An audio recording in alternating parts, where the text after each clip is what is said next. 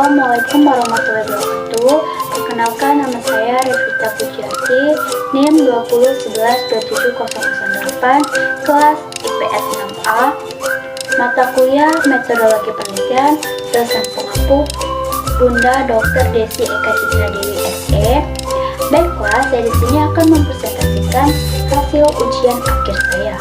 Baiklah, yang pertama langsung saja di sini saya akan menjelaskan yang pertama itu tentang buatlah judul penelitian eksperimen. Di sini saya mengambil judul tentang pengaruh model pembelajaran tipe jigsaw dengan menggunakan media gambar terhadap hasil belajar IPS siswa pada kelas 7 di SMP Negeri 7 Kota. Selanjutnya yaitu tentang rumusan masalah. Di sini terdapat rumusan masalahnya yaitu tentang apakah terdapat pengaruh yang signifikan model pembelajaran tipe jigsaw dengan menggunakan media gambar terhadap hasil belajar IPS siswa pada kelas 7 SMP Negeri 7 Kota. Selanjutnya, saya di sini akan menjelaskan tentang tujuan penelitian saya. Tujuan penelitian saya ini bertujuan untuk menganalisis dan mengetahui pengaruh yang signifikan pada model pembelajaran tipe jigsaw dengan menggunakan media gambar terhadap hasil belajar IPS siswa pada kelas 7 di SMP Negeri 7 Kota Bengkulu. Yang D selanjutnya itu tentang teori apa saja yang harus dikembangkan sesuai dengan judul. Di sini saya menggunakan teori pembelajaran kooperatif. Teori ini dikembangkan oleh Elliot Arson. Pembelajaran tipe jigsaw adalah bentuk pembelajaran kooperatif di mana siswa harus bekerja sama dalam kelompok untuk memecahkan suatu masalah atau memahami suatu konsep secara menyeluruh. Setiap anggota kelompok memiliki peran atau tugas yang berbeda dan mereka harus berkontribusi untuk mencapai tujuan suatu kelompok tersebut.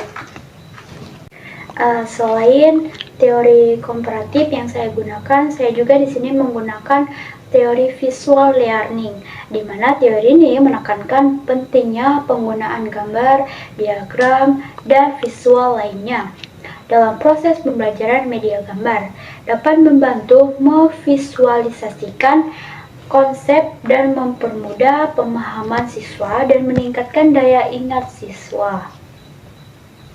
Kemudian saya di sini akan menjelaskan tentang uji hipotesisnya.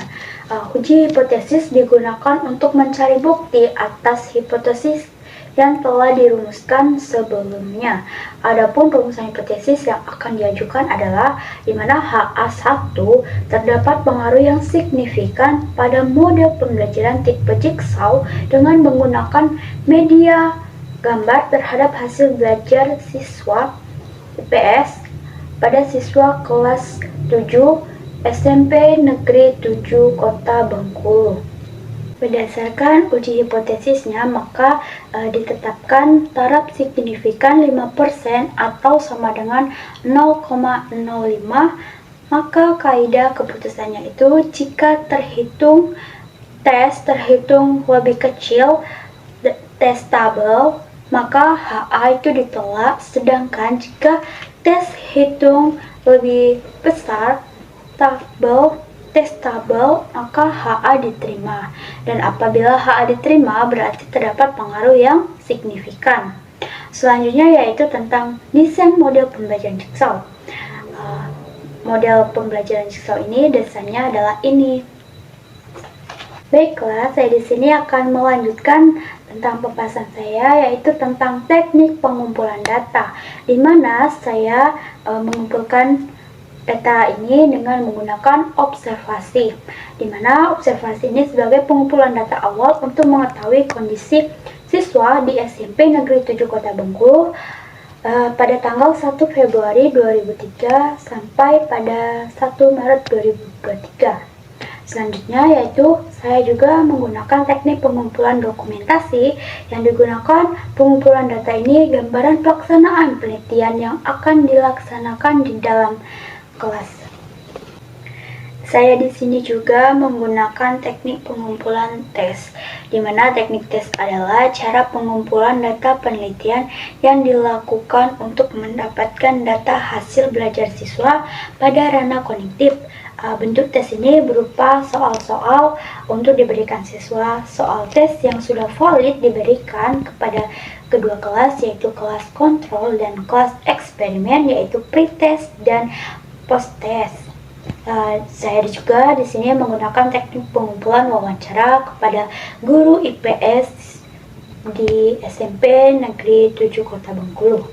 Kemudian saya di sini akan menjelaskan soal nomor 2, yaitu tentang populasi dan sampel, di mana populasi sendiri merupakan kelompok lengkap atau keseluruhan dari individu atau objek yang memiliki karakteristik yang sama atau relevan dalam suatu studi atau analisis. Dalam kasus ini, populasi yang bersangkutan adalah siswa kelas 7 SMP Negeri 7 Kota Bengkulu.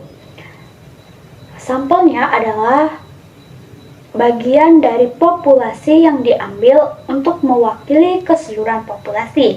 Pengambilan sampel harus dilakukan secara acak dan representatif untuk memastikan hasil analisis dapat digeneralisasikan kembali ke seluruh populasi. Selanjutnya di sini saya juga akan menjelaskan tentang macam-macam teknik pengambilan sampel. Yang pertama yaitu adanya non-probability sampling, di mana pengambilan sampel ini tidak memberi peluang atau kesempatan sama kepada setiap sampel yang diambil dari populasi. Dan yang kedua yaitu tentang probability sampling, yang mengambil sampel secara acak, artinya peluang terambilnya sampel itu sama. Selanjutnya di sini saya juga akan menjelaskan untuk penelitian eksperimen, jenis penelitian sampel apa yang tepat untuk digunakan. Di sini kita bisa menggunakan yaitu teknik random sampling atau pengambilan sampel secara acak. Kedua yaitu tentang covariance sampling, pengambilan sampel secara kenyamanan. Yang ketiga yaitu tentang systematic sampling, merupakan pengambilan sampel secara sistematik. Yang keempat yaitu tentang purposive sampling, pengambilan sampel berdasarkan tujuan. Dan yang terakhir kita juga bisa menggunakan tentang kuota sampling, yaitu pengambilan sampel secara kuota dan terbatas. Baiklah, itu tadi jawaban dari ujian akhir semester saya. Saya minta maaf apabila ada salah kata, dan kepada Allah saya mohon ampun. Saya akhiri. Wassalamualaikum warahmatullahi wabarakatuh. Assalamualaikum warahmatullahi wabarakatuh. Perkenalkan, nama saya Revita Pujiarti, NIM 201127008, kelas IPS 6A, mata kuliah Metodologi Penelitian, dosen pengampu Bunda Dr. Desi Eka Citra Dewi SE. Baiklah, saya di sini akan mempresentasikan hasil ujian akhir saya. Baiklah, yang pertama langsung saja di sini saya akan menjelaskan yang pertama itu tentang buatlah judul penelitian jenis penelitian eksperimen. Di sini saya mengambil judul tentang pengaruh model pembelajaran tipe jigsaw dengan menggunakan media gambar terhadap hasil belajar IPS siswa pada kelas 7 di SMP Negeri 7 Kota Bengkulu. Selanjutnya yaitu tentang rumusan masalah. Di sini terdapat rumusan masalahnya, yaitu tentang apakah terdapat pengaruh yang signifikan model pembelajaran tipe jigsaw dengan menggunakan media gambar terhadap hasil belajar IPS siswa pada kelas 7 SMP Negeri 7 Kota Bengkulu. Selanjutnya, saya di sini akan menjelaskan tentang tujuan penelitian saya. Tujuan penelitian saya ini bertujuan untuk menganalisis dan mengetahui pengaruh yang signifikan pada model pembelajaran tipe jigsaw dengan menggunakan media gambar terhadap hasil belajar IPS siswa pada kelas 7 di SMP Negeri 7 Kota Bengkulu. Yang D selanjutnya itu tentang teori apa saja yang harus dikembangkan sesuai dengan judul. Di sini saya menggunakan teori pembelajaran kooperatif. Teori ini dikembangkan oleh Elliot Arson Pembelajaran tipe jigsaw adalah bentuk pembelajaran kooperatif di mana siswa harus bekerja sama dalam kelompok untuk memecahkan suatu masalah atau memahami suatu konsep secara menyeluruh. Setiap anggota kelompok memiliki peran atau tugas yang berbeda dan mereka harus berkontribusi untuk mencapai tujuan suatu kelompok tersebut. Selain teori komparatif yang saya gunakan, saya juga di sini menggunakan teori visual learning, di mana teori ini menekankan pentingnya penggunaan gambar, diagram, dan visual lainnya. Dalam proses pembelajaran media gambar, dapat membantu memvisualisasikan konsep dan mempermudah pemahaman siswa dan meningkatkan daya ingat siswa. Kemudian saya di sini akan menjelaskan tentang uji hipotesisnya. Uji hipotesis digunakan untuk mencari bukti atas hipotesis yang telah dirumuskan sebelumnya. Adapun rumusan hipotesis yang akan diajukan adalah di mana HA1 terdapat pengaruh yang signifikan pada model pembelajaran tipe jigsaw dengan menggunakan media gambar terhadap hasil belajar siswa IPS pada siswa kelas 7 SMP Negeri 7 Kota Bengkulu. Berdasarkan uji hipotesisnya, maka ditetapkan taraf signifikan 5% atau sama dengan 0,05. Maka kaidah keputusannya itu jika terhitung lebih kecil tes tabel, maka HA itu ditolak, sedangkan jika tes hitung lebih besar tes tabel, maka HA diterima. Dan apabila HA diterima, berarti terdapat pengaruh yang signifikan. Selanjutnya yaitu tentang desain model pembelajaran jigsaw. Model pembelajaran jigsaw ini dasarnya adalah ini. Baiklah, saya di sini akan melanjutkan tentang pembahasan saya, yaitu tentang teknik pengumpulan data, di mana saya mengumpulkan data ini dengan menggunakan observasi, di mana observasi ini sebagai pengumpulan data awal untuk mengetahui kondisi siswa di SMP Negeri 7 Kota Bengkulu pada tanggal 1 Februari 2003 sampai pada 1 Maret 2023. Selanjutnya yaitu saya juga menggunakan teknik pengumpulan dokumentasi yang digunakan pengumpulan data ini gambaran pelaksanaan penelitian yang akan dilaksanakan di dalam kelas. Saya di sini juga menggunakan teknik pengumpulan tes, di mana teknik tes adalah cara pengumpulan data penelitian yang dilakukan untuk mendapatkan data hasil belajar siswa pada ranah kognitif. Bentuk tes ini berupa soal-soal untuk diberikan siswa. Soal tes yang sudah valid diberikan kepada kedua kelas, yaitu kelas kontrol dan kelas eksperimen, yaitu pre-test dan post-test. Saya juga di sini menggunakan teknik pengumpulan wawancara kepada guru IPS di SMP Negeri 7 Kota Bengkulu.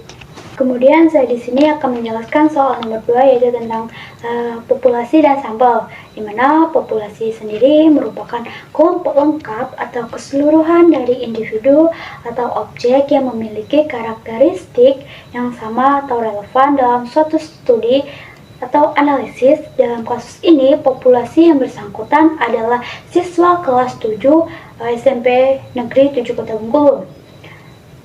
Sampelnya adalah bagian dari populasi yang diambil untuk mewakili keseluruhan populasi. Pengambilan sampel harus dilakukan secara acak dan representatif untuk memastikan hasil analisis dapat digeneralisasikan kembali ke seluruh populasi. Selanjutnya di sini saya juga akan menjelaskan tentang macam-macam teknik pengambilan sampel. Yang pertama yaitu adanya non-probability sampling, di mana pengambilan sampel ini tidak memberi peluang atau kesempatan sama kepada setiap sampel yang diambil dari populasi. Dan yang kedua yaitu tentang probability sampling, yang mengambil sampel secara acak, artinya peluang terambilnya sampel itu sama. Selanjutnya di sini saya juga akan menjelaskan untuk penelitian eksperimen, jenis penelitian sampel apa yang tepat untuk digunakan. Di sini kita bisa menggunakan yaitu teknik random sampling atau pengambilan sampel secara acak. Kedua yaitu tentang conventionic sampling, pengambilan sampel secara kenyamanan. Yang ketiga yaitu tentang systematic sampling, merupakan pengambilan sampel secara sistematik. Yang keempat yaitu tentang purposive sampling, pengambilan sampel berdasarkan tujuan. Dan yang terakhir kita juga bisa menggunakan tentang kuota sampling, yaitu pengambilan sampel secara kuota dan terbatas. Baiklah, itu tadi jawaban dari ujian akhir semester saya. Saya minta maaf apabila ada salah kata, dan kepada Allah saya mohon ampun. Saya akhiri. Wassalamualaikum warahmatullahi wabarakatuh. Assalamualaikum warahmatullahi wabarakatuh. Perkenalkan, nama saya Revita Pujiarti, NIM 201127008, kelas IPS 6A. Mata kuliah Metodologi Penelitian, dosen pengampu Bunda Dr. Desi Eka Citra Dewi SE. Baiklah, saya di sini akan mempresentasikan hasil ujian akhir saya. Baiklah, yang pertama langsung saja di sini saya akan menjelaskan yang pertama itu tentang buatlah judul penelitian jenis penelitian eksperimen. Di sini saya mengambil judul tentang pengaruh model pembelajaran tipe jigsaw dengan menggunakan media gambar terhadap hasil belajar IPS siswa pada kelas 7 di SMP Negeri 7 Kota Bengkulu. Selanjutnya yaitu tentang rumusan masalah. Di sini terdapat rumusan masalahnya, yaitu tentang apakah terdapat pengaruh yang signifikan model pembelajaran tipe jigsaw dengan menggunakan media gambar terhadap hasil belajar IPS siswa pada kelas 7 SMP Negeri 7 Kota Bengkulu. Selanjutnya, saya di sini akan menjelaskan tentang tujuan penelitian saya. Tujuan penelitian saya ini bertujuan untuk menganalisis dan mengetahui pengaruh yang signifikan pada model pembelajaran tipe jigsaw dengan menggunakan media gambar terhadap hasil belajar IPS siswa pada kelas 7 di SMP Negeri 7 Kota Bengkulu. Yang D selanjutnya itu tentang teori apa saja yang harus dikembangkan sesuai dengan judul. Di sini saya menggunakan teori pembelajaran kooperatif. Teori ini dikembangkan oleh Elliot Arson. Pembelajaran tipe jigsaw adalah bentuk pembelajaran kooperatif di mana siswa harus bekerja sama dalam kelompok untuk memecahkan suatu masalah atau memahami suatu konsep secara menyeluruh. Setiap anggota kelompok memiliki peran atau tugas yang berbeda dan mereka harus berkontribusi untuk mencapai tujuan suatu kelompok tersebut. Selain teori komparatif yang saya gunakan, saya juga di sini menggunakan teori visual learning, di mana teori ini menekankan pentingnya penggunaan gambar, diagram, dan visual lainnya dalam proses pembelajaran media gambar, dapat membantu memvisualisasikan konsep dan mempermudah pemahaman siswa dan meningkatkan daya ingat siswa. Kemudian saya di sini akan menjelaskan tentang uji hipotesisnya. Uji hipotesis digunakan untuk mencari bukti atas hipotesis yang telah dirumuskan sebelumnya. Adapun rumusan hipotesis yang akan diajukan adalah di mana HA1 terdapat pengaruh yang signifikan pada model pembelajaran tipe jigsaw dengan menggunakan media gambar terhadap hasil belajar siswa IPS pada siswa kelas 7 SMP Negeri 7 Kota Bengkulu.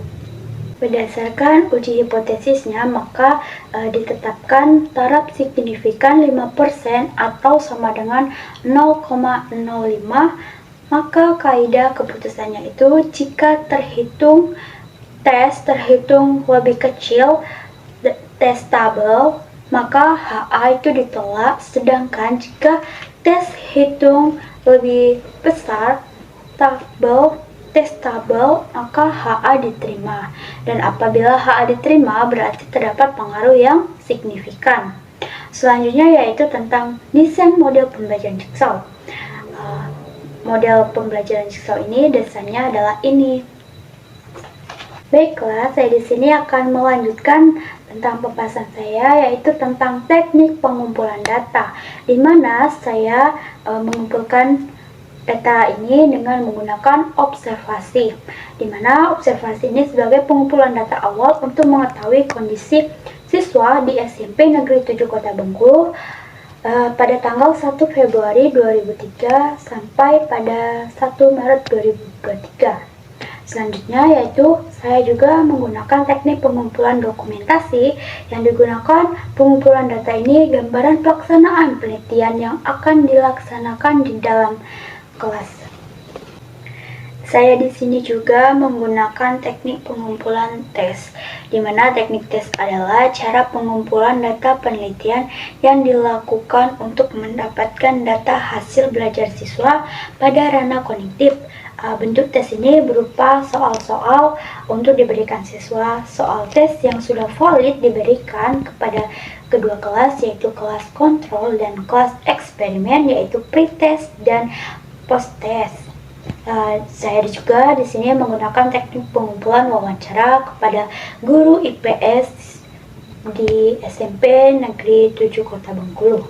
Kemudian saya di sini akan menjelaskan soal nomor 2, yaitu tentang populasi dan sampel, di mana populasi sendiri merupakan kelompok lengkap atau keseluruhan dari individu atau objek yang memiliki karakteristik yang sama atau relevan dalam suatu studi atau analisis. Dalam kasus ini, populasi yang bersangkutan adalah siswa kelas 7 SMP Negeri 7 Kota Bengkulu.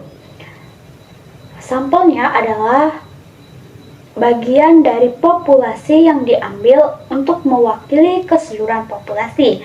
Pengambilan sampel harus dilakukan secara acak dan representatif untuk memastikan hasil analisis dapat digeneralisasikan kembali ke seluruh populasi. Selanjutnya di sini saya juga akan menjelaskan tentang macam-macam teknik pengambilan sampel. Yang pertama yaitu adanya non-probability sampling, di mana pengambilan sampel ini tidak memberi peluang atau kesempatan sama kepada setiap sampel yang diambil dari populasi. Dan yang kedua yaitu tentang probability sampling, yang mengambil sampel secara acak, artinya peluang terambilnya sampel itu sama. Selanjutnya di sini saya juga akan menjelaskan untuk penelitian eksperimen, jenis penelitian sampel apa yang tepat untuk digunakan. Di sini kita bisa menggunakan yaitu teknik random sampling atau pengambilan sampel secara acak. Kedua yaitu tentang coefficient sampling, pengambilan sampel secara kenyamanan. Yang ketiga yaitu tentang systematic sampling, merupakan pengambilan sampel secara sistematik. Yang keempat yaitu tentang purposive sampling, pengambilan sampel berdasarkan tujuan. Dan yang terakhir kita juga bisa menggunakan tentang kuota sampling, yaitu pengambilan sampel secara kuota dan terbatas. Baiklah, itu tadi jawaban dari ujian akhir semester saya. Saya minta maaf apabila ada salah kata, dan kepada Allah saya mohon ampun. Saya akhiri. Wassalamualaikum warahmatullahi wabarakatuh.